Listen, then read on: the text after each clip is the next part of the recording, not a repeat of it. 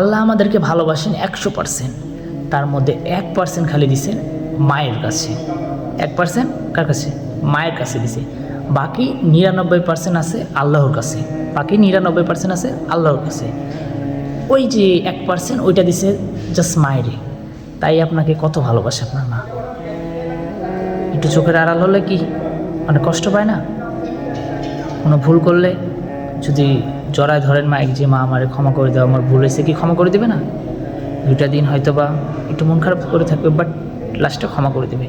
ঠিক তেমনই আল্লাহ তাআলা 99% নিয়ে আসে, 99। খালি আপনি একবার তওবা করে ফিরে আসেন, ইনশাআল্লাহ আপনাকে অবশ্যই আল্লাহ ভালো কিছুই দান করবেন।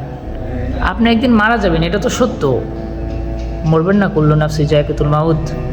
প্রতিটা প্রাণীকে একদিন মৃত্যুর স্বাদ গ্রহণ করতে হবে। তো আমরা মৃত্যু থেকে তো পালাতে পারবো না, পারবো তো কেন? এই দুনিয়াটা হচ্ছে মিছে মায়া। অনেকে অনেক কিছু দেখাবে, আপনার অনেক স্ট্যাটাস, বড় বাড়ি, বড় গাড়ি, আজ এই লাগবে, ওই লাগবে 2 তালা, আমাকেও দিতে হবে 3 তালা। কেন পাল্লাপাল্লি করব? ভাই, নিজের বুঝ, নিজেকে বুঝতে হবে। আপনি যখন একবার আপনার এই কথাটা বুঝে আসবে, তখন দুনিয়ার কোনো কিছু আপনাকে ভালো লাগবে না। তখন আপনার কাছে এটারও মনে হবে যে আল্লাহ আমাকে এত কিছু দিছো কেন, আমি এত কিছুর হিসাব দিব কিভাবে? আজকে যতটুকু আছে এতটুকু নিয়ে একবার ভাবেন আল্লাহ কতখানি আমাদেরকে দিছে। কখনো উঁচু স্তরের দিকে, লোকের দিকে তাকাবেন না, নিচুর দিকে তাকাবেন যে না, আল্লাহ আমাদেরকে অনেক কিছু দিছে। যার যত, এই পুরীতে যার যত টাকা পয়সা ধন সম্পদ কম, তার তত জান্নাতে যাওয়া ইজি, বাট আমরা এটা বুঝি না। তো ভিডিওটা অনেক বড়ই হয়ে গেল।